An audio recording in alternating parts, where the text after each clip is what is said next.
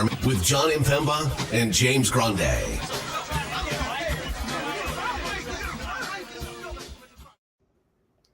What is going on, everybody? Jon Impemba here with James Grande. Welcome into the Fantasy Alarm NBA DFS Playbook Show. We got 14 games here on a Wednesday, leading in to a day off on Thursday. We're all going to go eat some turkey, watch some football, get back to the action on Friday. But they're giving us a monster slate here on a Wednesday. Some big names already ruled out. Some other big names currently listed as questionable. We got, 10 teams on a back-to-back. We got some high game totals. We have one ridiculously mispriced player on the slate, which we'll talk about because the entire world is playing him this evening. James, you were on the playbook today. How are you feeling about everything today? There's been a couple prices that I'm a little like, I sent you a couple of them. I mean, with the Gafford thing we discovered together on the podcast last night, when we were like, any other centers? And then we were both like, what did we just see? Usually we just scroll past like that range, and then all of a sudden you're like, whoa, wait a minute. There was a mistake in the algorithm. Thanksgiving Easter egg there by the DraftKings family, yeah. Then I saw, obviously, you see someone of Joel Embiid's status ruled out. You immediately go, oh, great. Paul Reed's going to be sub 4. Nope. He's 5K? 5K. He's played 13 games, and he's been over 4K just 4 times? Was there something in the air? He went from $3,500 last slate to being priced as 5K today. Played 9 minutes Joel yesterday. Embiid gets ruled out. 9 minutes, John. He played yesterday at $3,500. Yeah. But let's make him 5K. Yeah, but you know what? Maybe that's something that we got to pay attention to. DraftKings just like, all right, back-to-back, maybe Embiid will sit. Maybe LeBron will sit. Maybe like these players, and we just start seeing price jacks because we used to have that, if you remember. There used to be the little, either DraftKings or FanDuel used to give a little bit of the little hint on what may be to come on these slates. And then sure enough, so-and-so would be ruled out. You're like, yeah, well, that's why that guy was priced at X, and then we had the midday Jason Tatum illness, like how is that going to impact, some of these slates? We talked about Peyton Pritchard was like $4,800 or something like that, So yeah, we'll see. We'll see how this slate goes. A bunch of guys here on the back-to-backs. Crackerjack's in here saying proactive price hikes.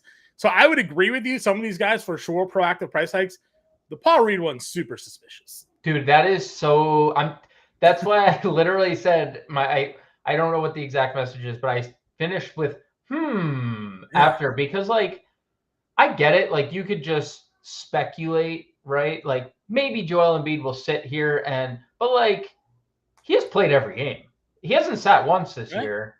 And they're off tomorrow. Why is he suddenly just a little weird, John? It's just a little weird. I agree with you. Let's get into some game totals here while everybody kind of jumps in. What are we looking at here for tonight? Obviously, yesterday we had that ridiculous game between Atlanta and Indiana, which did not disappoint. No. It was set at a 253 game total. It went for 309, I think it was. Yep, 309. Both of those teams are on the slate. We also have Washington and Charlotte running up against one another here on the slate as well. So some high game totals on the board. Yeah, Washington Charlotte is the creme de la creme in terms of game totals. 241 to 242, depending on where you're looking. Brooklyn, Atlanta. Atlanta did give up 157 points in that game yesterday. 236.5 in that one. Atlanta actually home favorites. The Toronto Raptors and Indiana Pacers, the other part of that 200 or 309 point total. John, this game opened at 238.5, and I never thought I would see a Toronto game this high, but it's up to 241.5, 242, depending where you're looking. Again, shouldn't be really surprising. The Milwaukee-Boston line, 234.5 is really good. Sacramento, New Orleans, 235, 236, depending on which sports book you're using. 231.5 in Clippers San Antonio game. We just saw the Clippers blow San Antonio out of the water in. Golden State Phoenix, 234. Phoenix 2.5 point home favorites. And then the Dallas Laker game. And I said this to you, I think this is another interesting tidbit, and it's just Vegas probably covering their ass. But Dallas, despite being on the road here against the Lakers, are 2.5 point favorites in LA.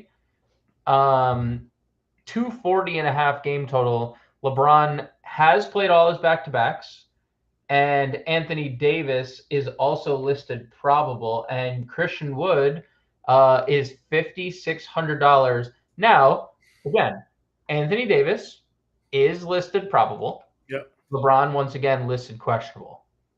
But as John just flashed, similar to the Paul Reed, Joel Embiid thing, Christian Wood, and it was something we didn't point out the Paul Reed thing on the podcast. Yeah, we missed it, but we did talk Christian Wood. But I remember asking you, like, why is Christian Wood 56? And you're like, I don't know. I don't have an answer. So that is maybe it is, to Cracker Jack's point, proactive. Maybe they know DraftKings has many more inside people than they used to have. I think there's one of two options here. Either way, we will find out. Unfortunately, that game is the 10:30.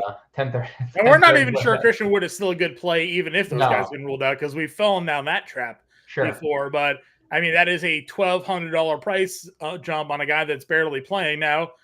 We had Cam Reddish ruled out already for the Lakers. Not saying that's the immediate impact there, but obviously some guys are starting to kind of move our way down here. So, we'll follow it up. Again, as we always say, for those of you who are tuning in, if you are new to the NBA DFS scene, you have to be around for roster lock here. Yesterday was a great fire drill of exactly what can happen right before roster lock comes about. You have Donovan Mitchell and Karis LeVert out.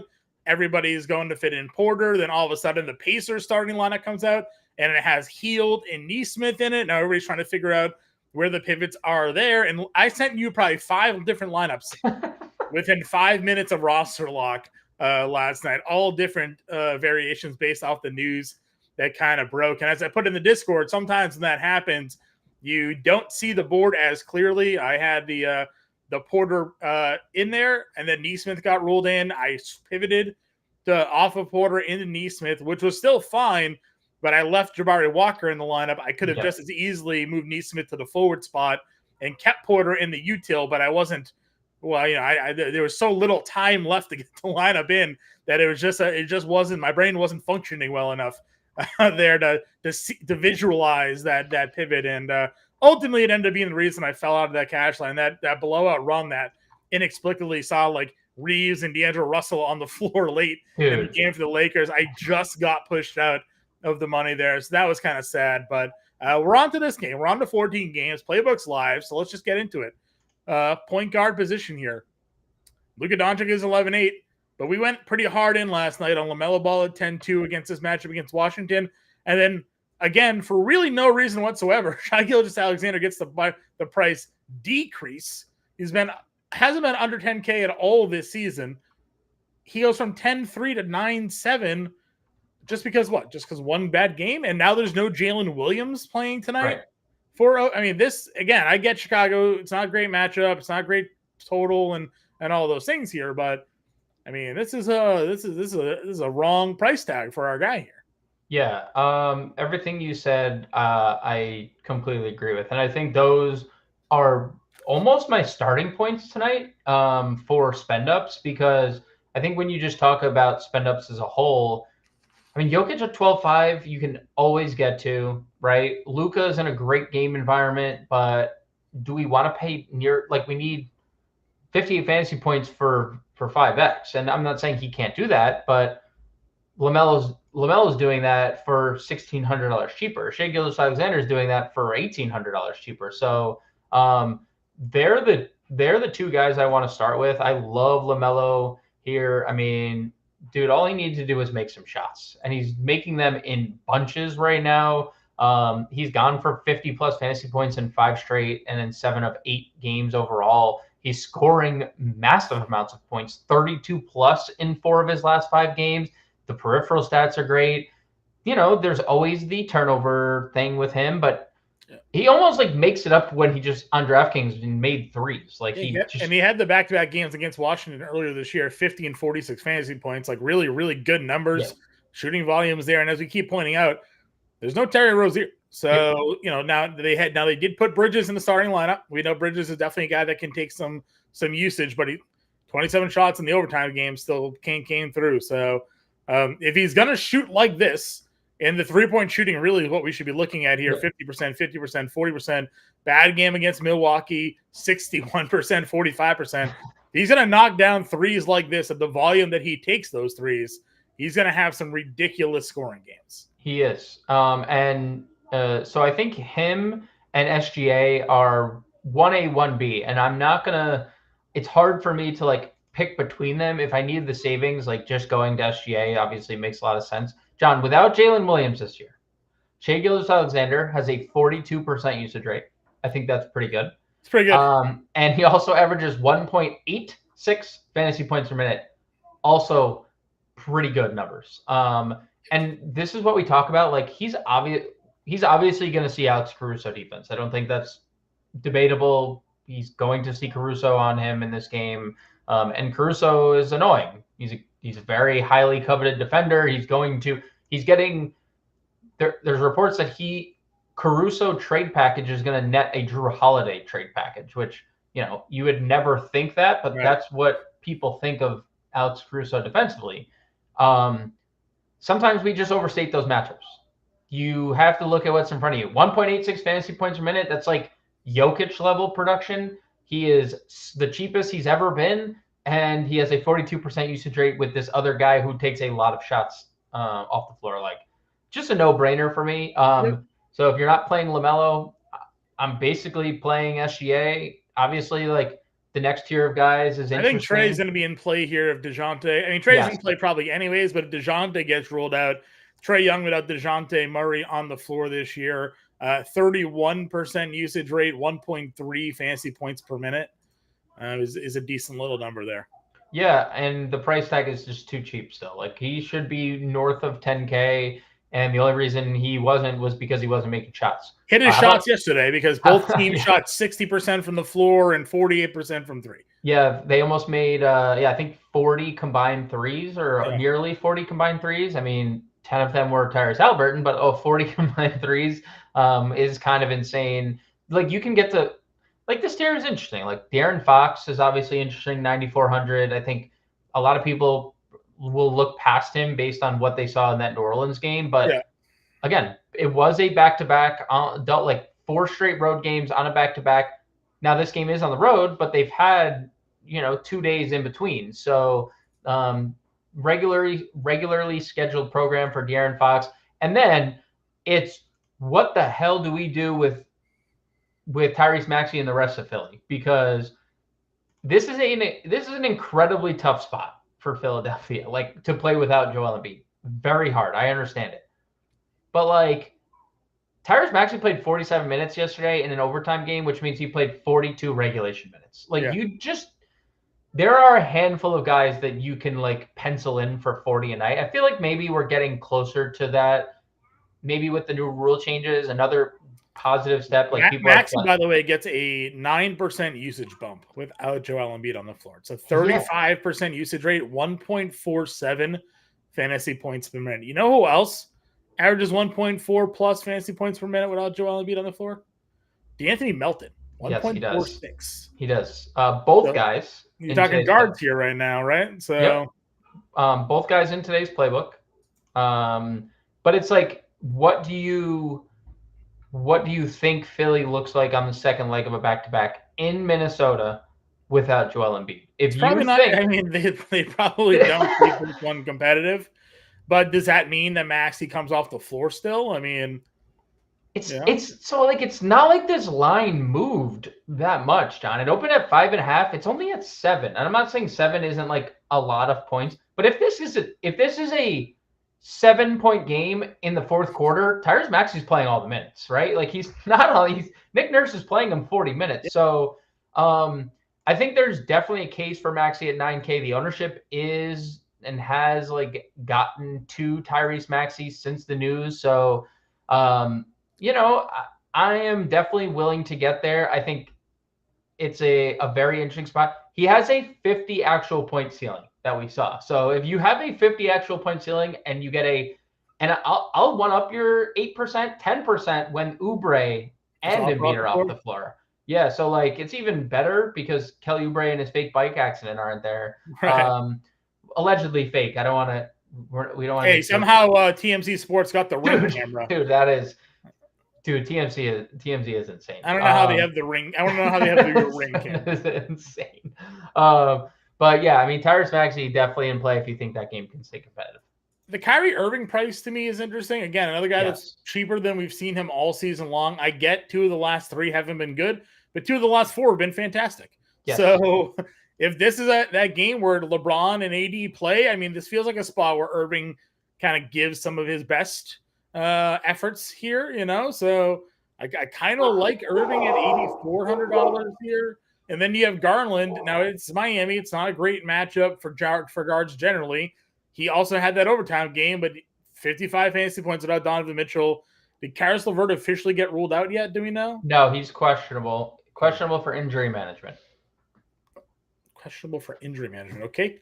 That's the tag that they're putting on players. Okay. So we'll see. But there was not that this matters much, but there was a downgrade to Dean Wade today, John. Right. He is doubtful, so good old Dean Wade, 30 minutes. 30 minutes last night. Got to go somewhere. I assume, like, it feels like LeVert might Jordan potentially Niang get those minutes tonight. Yeah, definitely Niang. I mean, we'll get to Porter. Obviously, his price is not what it was. That's for sure. But I mean, it's like if there's no LeVert, it's hard not to look at Garland and say, well, he played 38 minutes in regulation last night, and there's potential, but it's also like not the best matchup, not the best game environment. It's fine, right? It's fine. Like, how are you prioritizing Garland if LeVert's ruled out? No, I don't think so. But I think that there's just some viability, obviously, to the play because of the usage rate that he has and the minutes that he'll play in that game. Because Cleveland's still good without Donovan Mitchell. They still have Mobley and Strus, and like they can still be competitive against Miami tonight. Jared Allen. Jared Allen. Yeah, they can still be. And Bam, probable or questionable? What was probable? Probable. So. Yeah, I mean, he's probably no, but I mean, if I was making 20 lineups, I bet I'd probably get the Garland in a couple of them. Okay. How are we approaching Chris Paul tonight at 72? Like, I get it.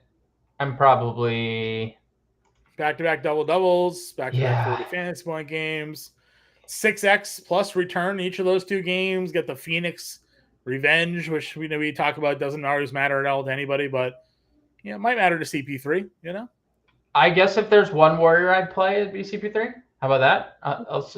Because Steph's overpriced. I know his price is down, but overpriced for like production and peripheral stats and stuff. So, if there's one warrior I'm gonna get to, it's Chris Paul. If Tatum is ruled out tonight, that's a game. I mean, that would be a game changer because even though Milwaukee's been better defensively lately, I mean, their guards are still their weak spot, right? I mean, so yes, if the question is Drew Holiday, Derek White, obviously get a bump. I'm seeing what the usage bumps are right now. You may have already checked that out previously, but there hasn't been a lot of minutes this year where hasn't been on the floor, but Derek White does have a 10% usage bump, 27% usage rate, 1.03 fantasy points per minute. The high, probably no shock to anybody here, Kristaps Porzingis, 1.35 fantasy points per minute. Your leader in the clubhouse for usage rate is Jaylen Brown at 33%. Yeah, I think Brown's price is the most interesting in that case. I know Porzingis is sub 8K, but I think he probably has the toughest matchup of all of them. Jaylen Brown, $7,500, small forward, shooting guard, small forward, 33% usage rate is calling my name if Tatum were to sit out. But obviously, Drew Holiday 71. Holiday's numbers actually aren't great. I mean, it's still almost a fantasy point per minute, but only a 20% usage rate. You said Derek White's the one. Derek White gets the biggest point per minute boost and usage rate here. So right, $6,200 Derek White definitely could be me. He went for 40 against Philly here. Like we've seen him pop Miami, Philly again. His best performances are coming against the best teams here. I mean, we've seen like Drew Holiday have pop games in instances where players are out. So Yep. I have no problem getting there. I'd probably be more likely to get to him than I would Derek White. Even though there's the savings on Derek White, I think I just feel better about the Drew Holiday ceiling. Okay. Anything else down here in this mid range? I mean, like, obviously you can get to Schroeder. I don't feel great about it. Jordan Poole was getting some ownership. It's not great. I think it's DeAnthony Melton, 6,200, who you mentioned, 1.4 fantasy points per minute without Embiid and Oubre.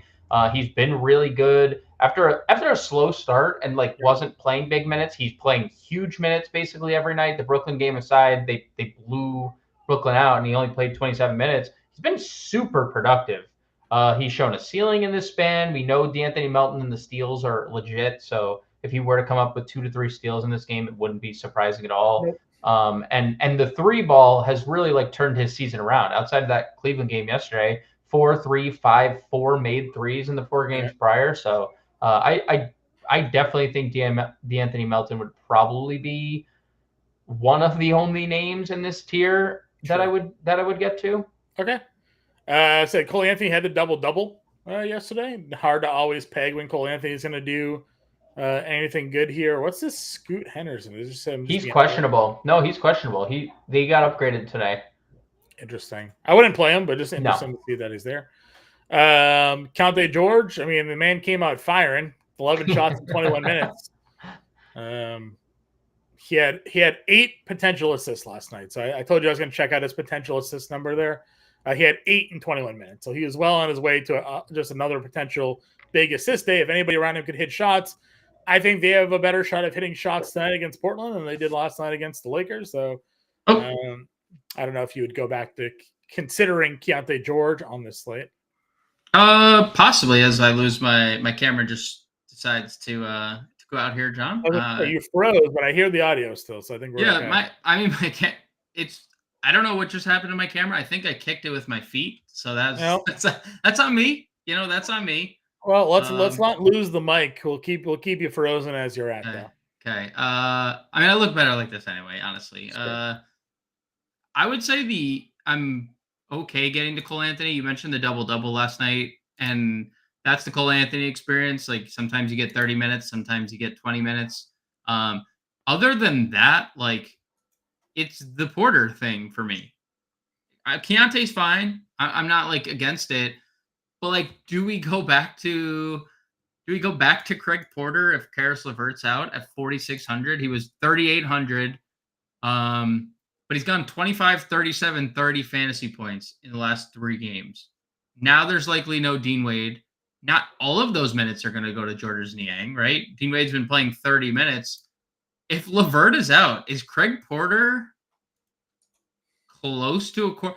Because you think every scenario he plays. Like in a blowout, he's playing. In the regular rotation, if Karis LeVert's out, he's in it because they don't have like enough bodies. I just feel like there's like a case to be made for Craig Porter in almost every scenario there is. Yeah. If he's out again and all the situations are the same, how can you not, right? He's off the bench early in that game, played a lot of minutes in that game, played overtime in that game. He's very clearly part of that core here. So yeah, I'm with you on the $4,600. I think that one works out well. I don't think there'd be anything else that I would get to here. I will mention I take it back. I'll mention Cason Wallace probably starts for OKC. If you want to get there, there could be a 30-minute upside for Cason Wallace. I don't think we need to get there. Yeah. You talked about it last night. Is the Aaron Holiday minutes sustainable? I don't think so. That seemed more of a product of just like hot hand on a back-to-back. But the ownership here, John, is going towards a $3,700 Nickeil Alexander-Walker, who you and I touched on last night. He played 33 minutes after Jaden McDaniels went out. We saw him starting in the preseason. We saw him, I think he drew a couple starts earlier in the year as well.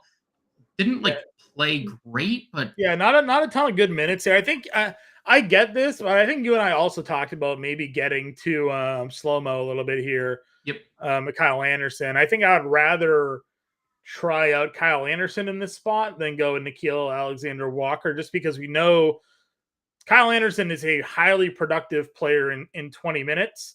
And I don't think we're guaranteed necessarily all these minutes from NAW.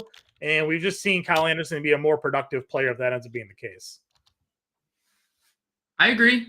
And you'll get Kyle Anderson at half the ownership than NAW, because NAW is projected to be one of the highest owned players of the slate. I would suspect that might change, and we're going to move over to shooting guard in a second. If there is a specific king that is ruled out, and we saw another specific king with the starter jersey on at shoot around today, and he is the same price as Nickeil Alexander-Walker. So I suspect the NAW ownership might dip a little bit depending on if this king is starting or not. I'm assuming you're talking about Chris Duarte. I may or may not be talking about Chris Duarte, but you're going to have to find out at the shooting guard position. All right, well, then we'll go to shooting guard. Go up at the top. We got Devin Booker here against Golden State, $9,900. I don't really feel like we have much interest in this Golden State Phoenix game personally, outside of, for me, and maybe Chris Paul, because of the pricing on everybody else here, but he's there. You have Paul George at $8,800, a game we just saw. He played 32 minutes because of a blowout, but still managed 46 fantasy points here for some spend-up options. Brandon Ingram's got Sacramento in the run back. And then we talked about Anthony Edwards' price tag keeps coming down. We alluded to him being a tournament play on the show. He come out 47 fantasy points here. Price continues to come down on him, but no Embiid now. We wonder how long this game stays competitive, right? Yeah, no camera, by the way. Still broken. Yeah, it's all right. I do like that my block is gone and now it's just you. That makes I'm just a voice. I'm just a voice somewhere. As long as your voice is still coming through, I guess we'll live with it. Yeah, I mean, Anthony Edwards makes a lot of sense. I think blanket statement, if this game stays competitive, like you could see a lot of big scores here. Like Anthony Edwards is too cheap. Like there's serious upside at 8,500. But it's all dependent on what you think this game could look like by the end of it. Sure. If we're going down into the mid-tier range, what names are jumping off to you here? Again, we talked about where we wanted to spend money on this slate already. We've identified the obvious value, so we're going to have room somewhere here to invest in. Where would you find yourself looking to go at shooting guard today? I mean, Ingram is fine. A little above. We talked about the Jaylen Brown scenario. If there's no Tatum, like Brown, really, really, really interesting at 7,500. Same with Drew, 71. Strus, if everything remains the same for Cleveland. I mean, he played 44 minutes yesterday, 42 fantasy points. Just hashtag good basketball player. That it can really space the floor for them and really does a lot of things well.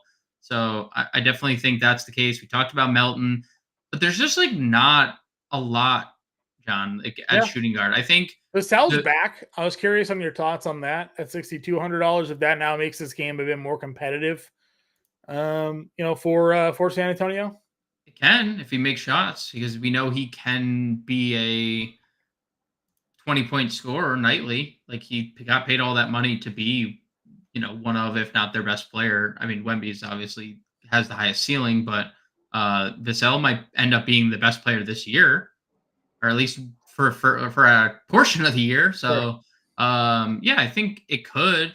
But if the Clippers just make shots like they did last game, it's not right. Lonnie Walker getting ownership here tonight. We talked a lot about that this morning, just hitting shots and how depleted Brooklyn currently is right now. $5,900 going against Atlanta. I'm certainly fine getting in some exposure there. Then when we drop down again, you have Duncan Robinson, you have Bogdanovic priced up, but still making a lot of shots. OG against Indiana, again, a great spot for him there as well. Reeves at $5,600, THT at $55. I mean, it's not a terrible 5K tier that's here. Yeah, I feel like the 5K tier is better than all the other tiers, truthfully. Lonnie, definitely fine for tournaments. Hoarder, definitely fine for tournaments. Two good game environments. Stacks, what's up, bro? Albert, what's going on? Happy Wednesday. Happy Thanksgiving to all that celebrate. Happy holidays that all that celebrate. OG, definitely in play, 5,600. had a good first half and then never scored another fantasy point for Toronto in the second half of that game. So that was like a little tilting if you played him, but 5,600. Indiana fastest pace in the league and the 29th ranked defense. So as you could tell, there was a 250 total in that game last night, 300 points scored. So definitely get to OG. I have a lot of interest in Reeves, mainly because there's a chance he starts. I don't think he does. They started Christie in that second half, and Christie was the direct sub, and Reeves just does look good coming off the bench. So we could just see Austin Reeves coming off the bench. I like the price. I like the position eligibility for Austin Reeves. I would say he's probably my favorite 5K play. And I'd love to know, and we will probably not know before roster lock, but I'd love to know the Indiana starting lineup because Buddy Hield getting a lot of love tonight. Because Buddy Hield is getting a lot of love. His price decreased $400 from yesterday. And as we know, Buddy Hield can shoot the lights out of a basketball. That has never been the problem. And coincidentally, when he starts, now I don't think he'll be this efficient again, but he can. 9 for 11, 6 for 6 from 3. Sign me up for some Buddy Hield if he's back in the starting lineup. Agreed. We do have some updated roster. I'll plug that into the site shortly here, but still Gafford is your number 1, 50% of the field. Reeves is number 2, Duarte number 3. Buddy Hield is your 5th highest expected rostered player. So, people are getting there for sure. I guess that doesn't surprise me because you're looking at a guy who can play multiple positions and started and scored 20 plus actual points in a game. So I guess what I'm surprised is the fact that both Duarte and NEW are getting over 20% rostership here. Now, maybe that's because people aren't stacking them, but you would expect there to be like a high spend up guy that's pretty chalky because of the value here, but that's just really not looking to be the case. SGA is the highest current rostered guy, up over 9,000 at 11%. Tyrese Maxey is your highest price guy at 9K, but still under 20% for him as well. So, people can't really decide where they want to spend their cash this evening. Should make pretty interesting for tournaments. That's probably exactly what it is, right? You're like, I have 12 lineups, probably going to go up to like 20 tonight. Because you have 28, there's 28 teams playing. Like, it's really hard to be like, well, I want Jokic, but I want SGA, but I want LaMelo, but I want Giannis, so I completely understand what the field's doing here. Yeah. All right. Value at the shooting guards we talked about already. Duarte is down here at 37. If he starts, he's going to be popular like he was the other day. You have NEW down here again, getting some rostership as well. Any other value guys down here for shooting guard for you? Does Isaiah Joe become popular now in your mind with no Jalen Williams? Popular, no, because the price, but he is obviously been a sniper. 50% from 3 this year. He has 3 straight games of 20 plus fantasy points with a ceiling of 34. So who starts does Kenrich start? No, Casey Williams probably. Or Casey Wallace. Sorry, my assumption is they start Casey Wallace, but they could elect to go elsewhere. I guess. Jalen Williams is a 6'6" power forward, but he has like an incredibly long wingspan, so he can make up for that. I'll say Casey Wallace, but TBD. Could be Kenrich. Could be a lot of different options. Sure. All right, let's move on over to small forward then here. Again, we have Tatum, we have LeBron. A lot of people, last night were in on LeBron James. Was certainly on his way to dominating. 39 fantasy points in 24 minutes. Now he's rested. Gets a matchup against Luka and Irving. $9,600. Feels like again, SGA, LaMelo Ball, LeBron James were the 3 we kind of talked about last night. Nothing's really changed for me unless he doesn't play. And as you mentioned, this is a 10:30 tip, so we won't know. At this point, my assumption is he's going to just play because he's playing every day. And this is basically the same scenario as it was last week on this day when they had a back-to-back 7 days ago, a home and home back-to-back where he played 23 minutes on the front end and 35 minutes on the back end. He played 24 minutes on the front end last night. I have to assume he plays on the back end as well, because he just keeps playing. He's only missed one game so far. So I am under the assumption he's playing, and now he's $300 cheaper than he was yesterday, and he's playing incredibly well. LeBron's one of my top spend ups of the slate. He's in the top 3 spend ups for me on this slate overall. There is, I believe I saw LeBron getting some decent rostership. I can't blame the field. He's like 12%. Well, right. Honestly, like the rostership hasn't necessarily mattered other than Daniel Gafford today. Right. Because everything is so spread outside of a mispriced Daniel Gafford, which we'll get to. Which almost like Daniel Gafford again is one of those players where it's like, does it make sense to fade Daniel Gafford at 50%? I mean, we will get there. And I think that's going to probably be the biggest talking point of the stream, because he is 50% roster. And I know you and I have kind of had a little bit of I'll say we haven't been as lucky with guys that are high foul players. Then they just like don't foul in the games that we're like, oh, they're gonna get in foul trouble. Like, no doubt about it. Like, it doesn't happen and they smash. But like Daniel Gafford is one of those guys that like historically has been super foul happy here. I mean, everybody's playing, and you got to think that there's some potential for that there. So, all right, other small forwards in this range. Where are we targeting? Outside LeBron, like you can obviously get the PG if you think that game stays close. Even if you don't, you played 34 minutes regardless. Maybe a good bounce back spot for Lauri Markkanen. Definitely talked about it on the pod last night. Like, this feels like an upside spot for Scotty Barnes, but the 8,600 is cheaper than it's been. There has been a shift in usage leader on that team. Pascal Siakam has taken the throne from Scotty Barnes after a quick start. So that's something to consider as well. Mikal Bridges is safe.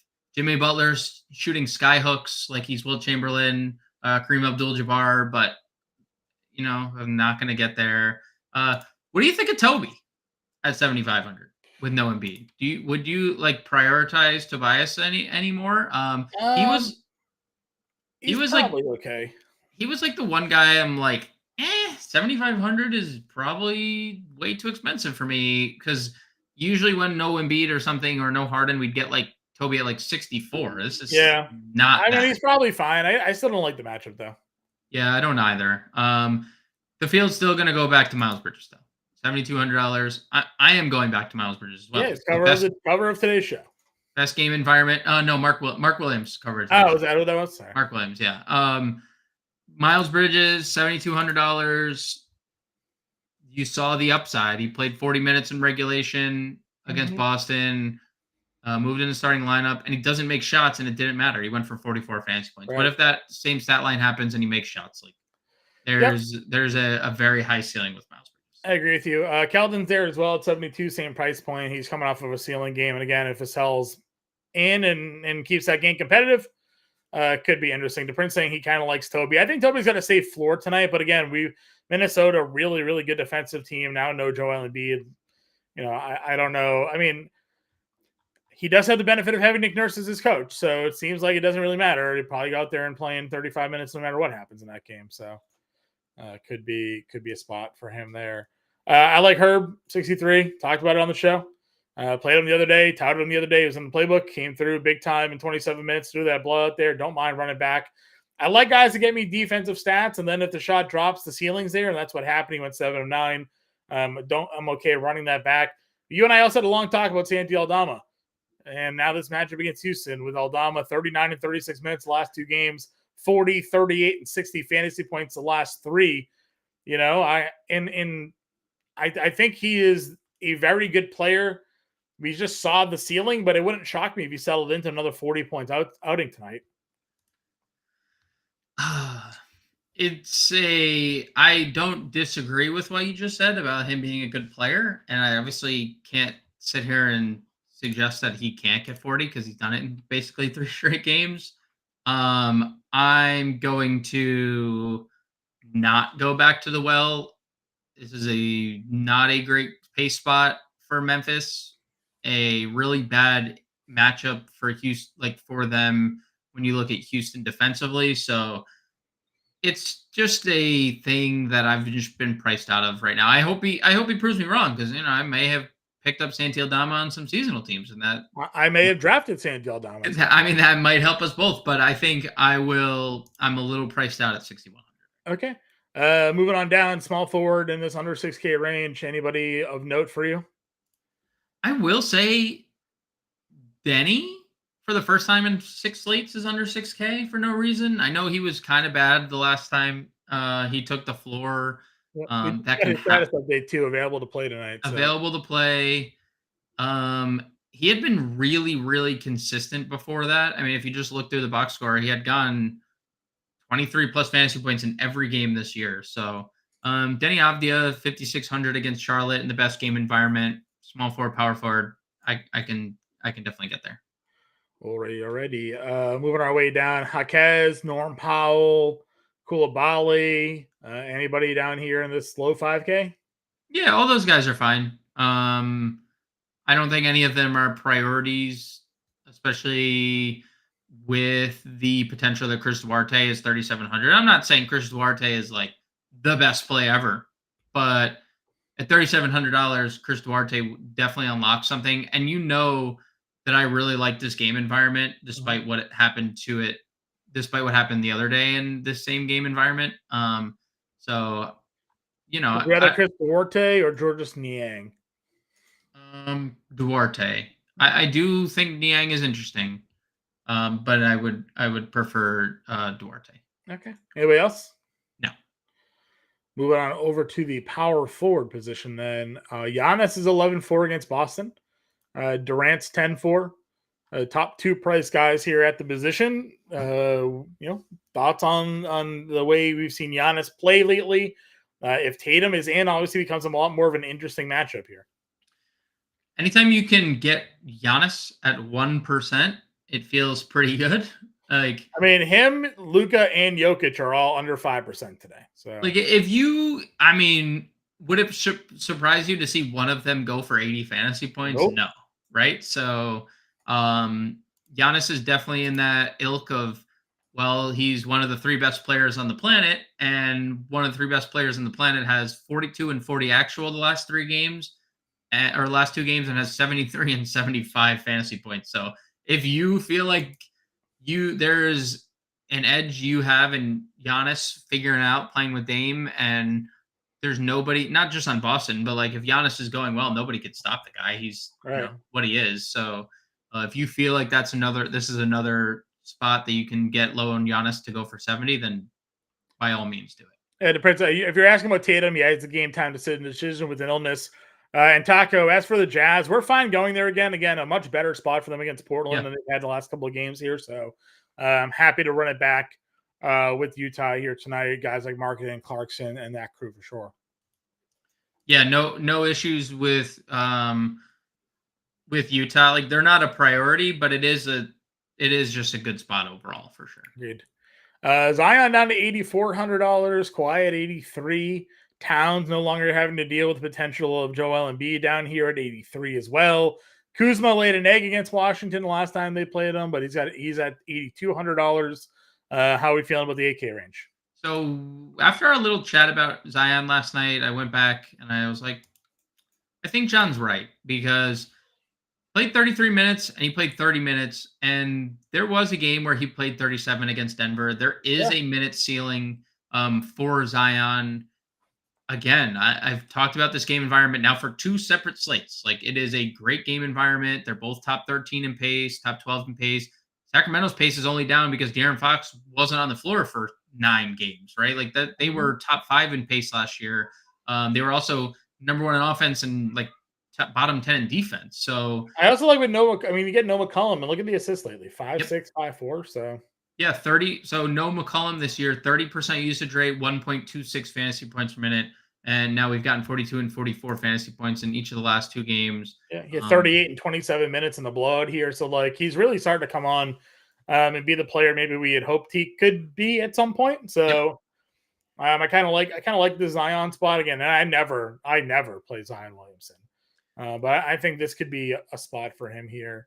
Siakam's a cover of our morning show. Again, you and I both think that someone here on Toronto is going to have a ceiling game against the Pacers. I peg Siakam for that guy. Yep. Or for the Raptors. I said Pacers. Raptors against the Pacers. Raptors against the Pacers. Yeah, I mean, the Raptors allowed 152 points last night.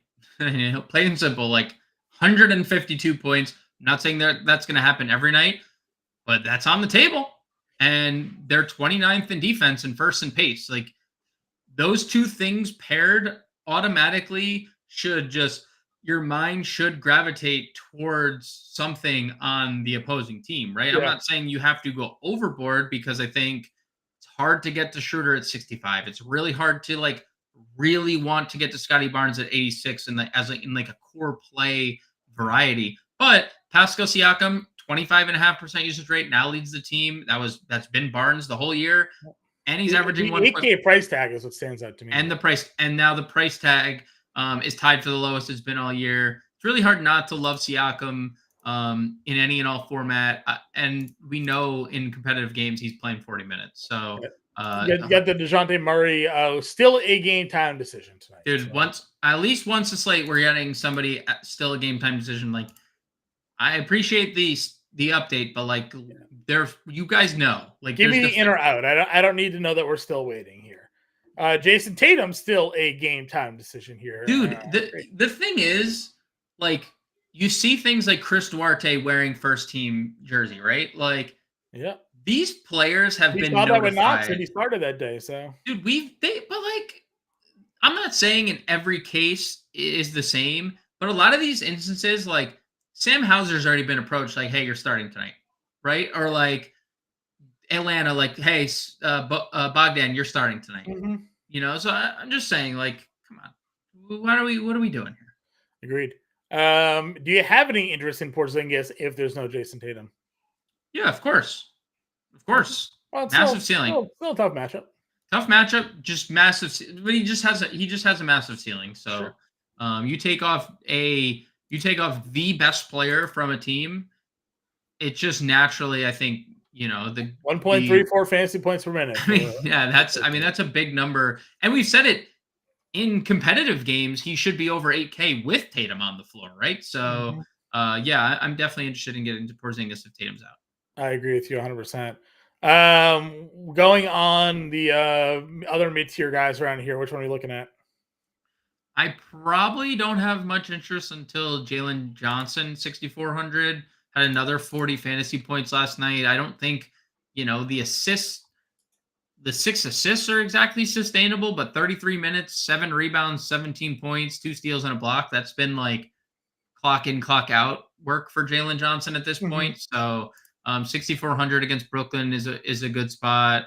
You mentioned Herb. Keegan Murray's questionable. Probably wouldn't get there if he played. Cam Johnson, 5,700 against Atlanta. Feels really good. Just what Cam Johnson shows up. If he makes shots, he has a really high ceiling. If he doesn't, he's fine. Love Sadiq Bey, 4,900. I don't think he starts regardless. Like, I don't think the DeJounte news would push Sadiq into the starting lineup.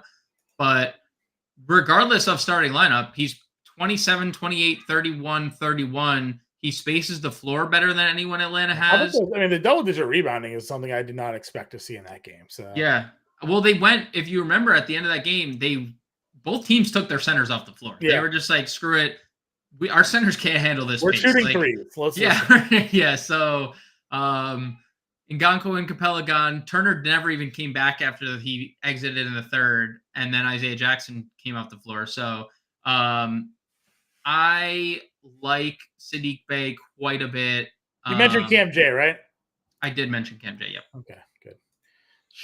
Just checking. Other value plays we work our way down. I guess if Neesmith is out, Toppin at 47 starts. Oh, yeah. I feel like we have to remember the Atlanta game, and when we get like really high-paced environments, I think I want to play Obi Toppin because he just is one of those dudes that can just get out and run and like windmill dunk every time down the floor. He also, he only went 1 for 6, but he's not afraid to shoot threes. But man, he is just crazy athletic. I mean, look at two of the last 3 games. He's gone for almost 10x, and then a 6x there, 7x. So big ceiling. Big ceiling for sure. Speaking of ceilings, did we tempt fate with Jonathan Isaac? No. Only played 12 minutes. It was a front of a back-to-back, and it was a blow, but he gave you 17 fantasy points in those 12 minutes. Yeah, I mean, he did. So the 11-14, 11-15 back-to-back, played 12 on the front end, 17 on the back end. Probably what you can expect, right? 17 on the back end or so if this game stays competitive and you want a It was better when he was 4K. It was definitely better. It was definitely better when he's 4K. All right. Anybody else down here? You mentioned Niang. I did. Tari Eason, 42. Tari Eason. Do you think let's see. I want to see what the update ownership says. But Naz Reid is someone who's been getting a lot of ownership today. Yeah, people think blowout here. But Naz didn't play in the blowout. I know, and it's not that he's not a good fantasy point per minute guy, because he is a good fantasy point per minute guy. He's literally been, when you look at the numbers, a fantasy point per minute guy. But Jaden McDaniels being out does not help Naz Reid. It's not. They're not going. Where was Kyle Anderson's price at? What do we see him at?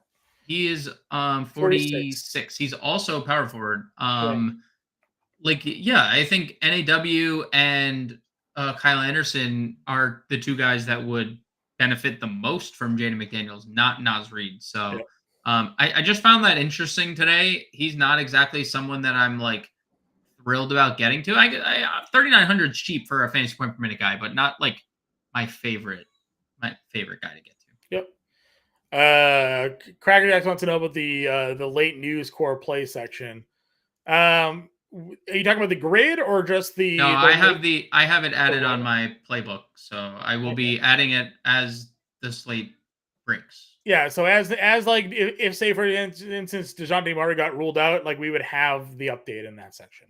Yeah, instead of the write-ups up top, because there's not the time to do that, especially when it's late in crunch time, you want updates immediately. So it will be players listed there will be added to core play section, as John alluded to. If Tatum's out, you'll get the updates there, and so on and so forth. Yep. IC3 wants to know about Mo Bamba. Well, we're going to center. We're going to center right now. Let's do it. Karis LeVert, game time decision. Thanks. This has been a super eventful and helpful list of news here. There's some good updates here. All right, top of the center position. We're just going to kind of work our way through this because we do have some mid-tier guys. Never going to tell you not to play Joker. Right now he's looking at 3% rostership. If he doesn't get ejected for staring down a rep, he's got 80 fantasy point upside. In the middle of a possession. By the way. In the middle of possession, staring down a ref for not getting fouled, got double ejected here. Sabonis probably doesn't have a bad game if they don't get blown out. Even then, his floor was almost a triple-double, so that kind of goes to show you what a ceiling can be. Certainly go in that direction if you want to. AD at $9,800 is a great price if you think that he's not going to get ruled out. Or if you do think so, I guess you can stick him at a util and then pivot to LeBron or something if you really want to go in that direction. $9,800, a good spot for him there. We like Şengün at 82, also fine. But you mentioned the cover of the show today is Mark Williams. Yep. He is $6,500. We like him. And then the guy opposite of him, depending on what site you're looking at, is expected to be rostered upwards of 50 to 60% today. So yep, pick and choose your matchup. Mark Williams, as good as he has been, or Daniel Gafford at the massively mispriced discount. Yeah, I mean, I think there's obviously a case for Williams. We saw the 2020 game in this spot. He's now played 30-plus minutes in 3 straight games since Nick Richards has been out. There's obviously a case. It's just what you're doing with Daniel Gafford is what is basically the elephant in the room, right? If you think that Daniel Gafford is... if Daniel Gafford goes for 40 fantasy points tonight and you do not have him, you will not cash. Correct. Flat out, right? Flat out. If he goes for 40 tonight, I won't say cash. You won't win probably a tournament. You probably don't. You're probably not going to win a tournament because he's going to be 50 to 60% on. You're going to be able to find $4,200 players that are probably similar in production at the end of the day but they're going to be like 1 to 2% owned, and that's not going to matter in the grand scheme of things, right? Like if Daniel Gafford goes for 40 and you don't have him, you're in trouble. But it is a 14-game slate, and if Daniel Gafford has the floor minutes game like he did in Brooklyn, where he plays 16 minutes, and you have no Daniel Gafford, right, you're in a very good spot. So this has definitely been, I think, the most tricky chalk play of the slate because one, the amount of games we've had, two, you do not see players this highly rostered on a 14-game slate, and you don't see a player that just suddenly for no reason is $1,100 cheaper than they were the slate before for no reason in the best game environment on the board. 240 total, top 5 teams in pace. Bottom 5 teams in defense. Like you just not something you got see one ever. ceiling game and you got one floor game against Charlotte. You played 30 minutes, he gave you 33. You played 13, he gave you 16. So which still shows you what the fantasy point per minute production is. 16 and 13 minutes, right? Like that there's 4 fouls mixed into that and 4 fouls in both games, yeah.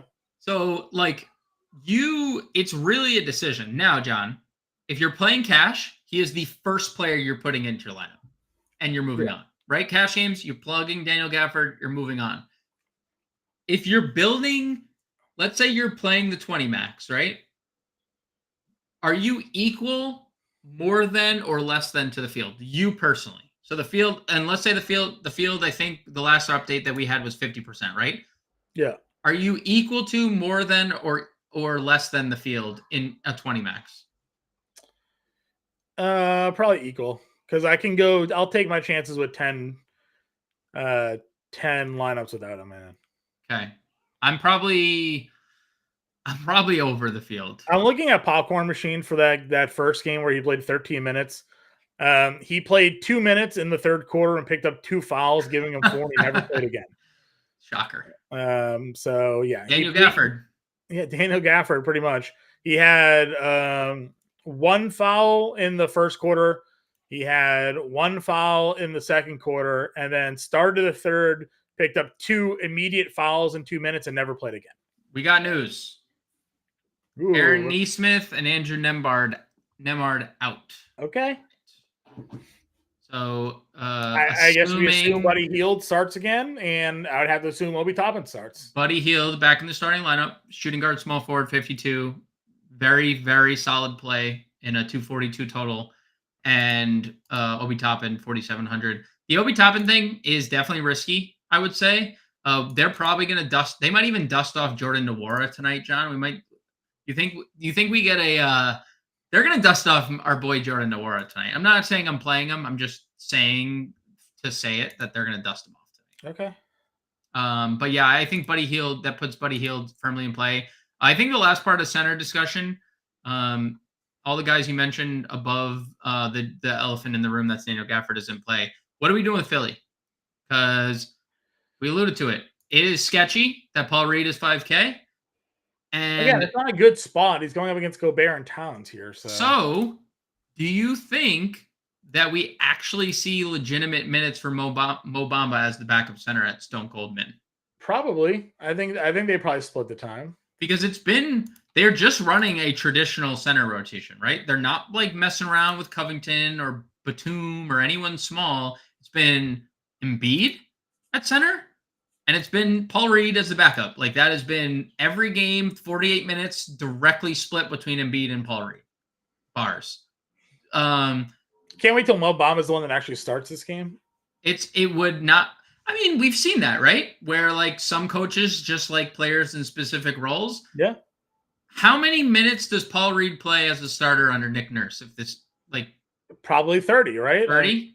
So if you're projecting 30 minutes for Paul Reed, that's 18 minutes for Mo Bamba. Is 18 minutes for a min salary Mo Bamba good enough for you?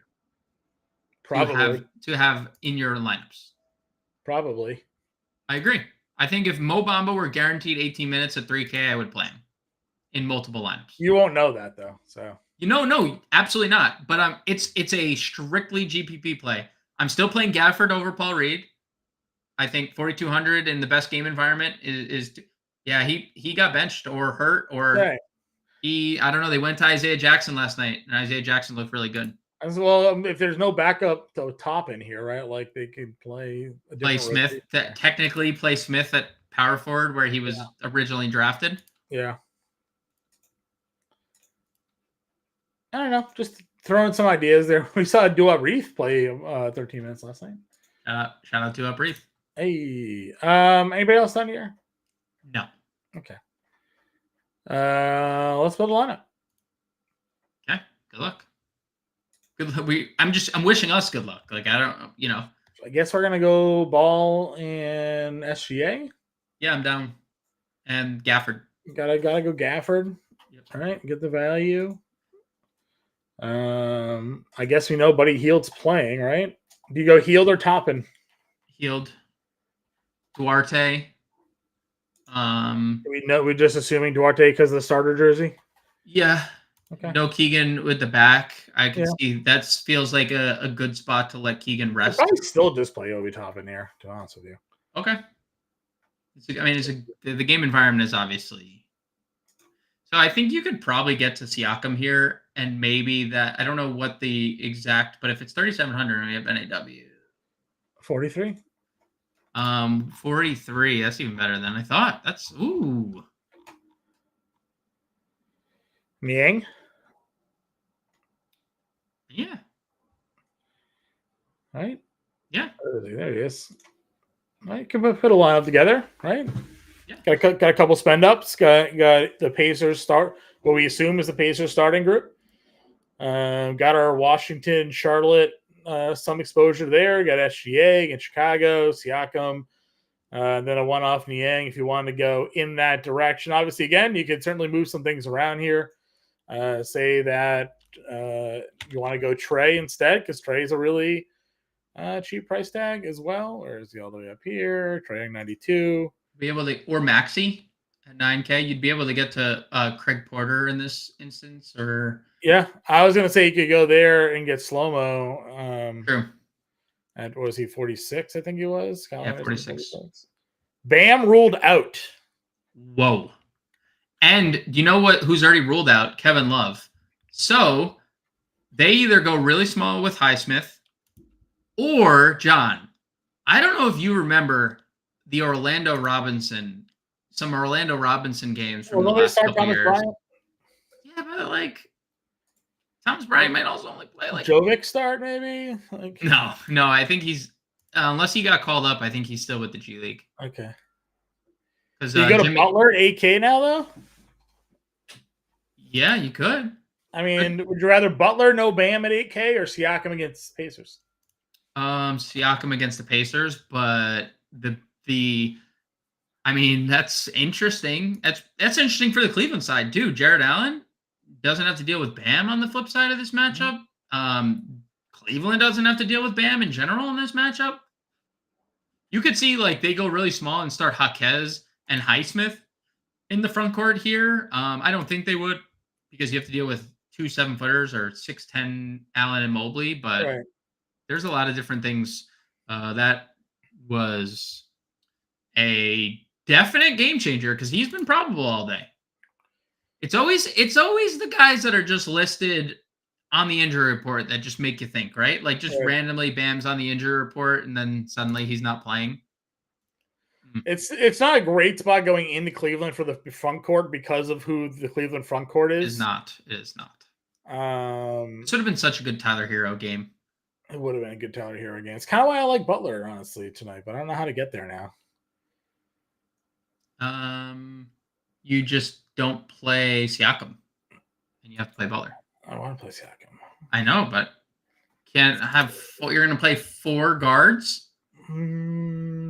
Possibly. Or 4 spend ups. I mean, possibly. Let's see. This is the problem with 14 game slate. Right here. There's only one. So there's only one active player on Miami averaging north of a fantasy point per minute without Bam and Tyler Hero. Can you guess who it is? Duncan Robinson. Jimmy Butler. 1.3. Buckets. He's good. Yes. $3,200 util. Let's see. What do we got to play with It's here? you already have Mobot. Dude, this is disgusting. Get out of this. Does Rocket Walker play? He's Recalled from the G League today? He's not playing. I mean, he might be the backup. He might be the backup for. He might play, but like, unless he's in the starting lineup. So I guess there is a scenario where he starts if Carlisle looked at Obi Toppin and was like, "I like you coming off the bench after what I saw yesterday," right? Our boy. I'm not playing any of these people at 3,200. This is psycho. We're losing people by the second as you search for another. Montecchio? He's 27 minutes last night. Yeah.